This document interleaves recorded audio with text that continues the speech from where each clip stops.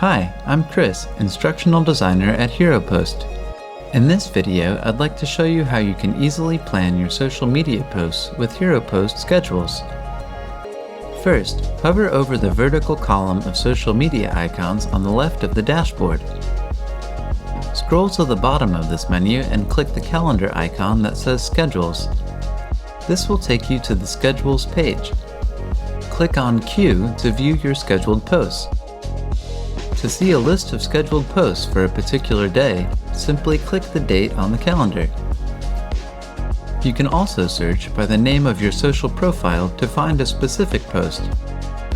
To view your already published posts, click on Published.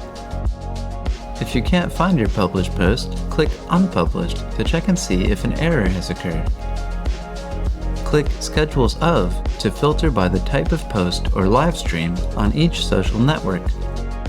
Click on Accounts to filter by the selected account. If you need to delete a scheduled post, click Delete Schedules, choose the type of schedule, select the category, and click Delete. To create a new post, click on the plus sign at the top of the screen. To edit or delete your post, click the vertical ellipses to the right of your post details. Click on the clock icon to view your schedule history and notifications about your posts.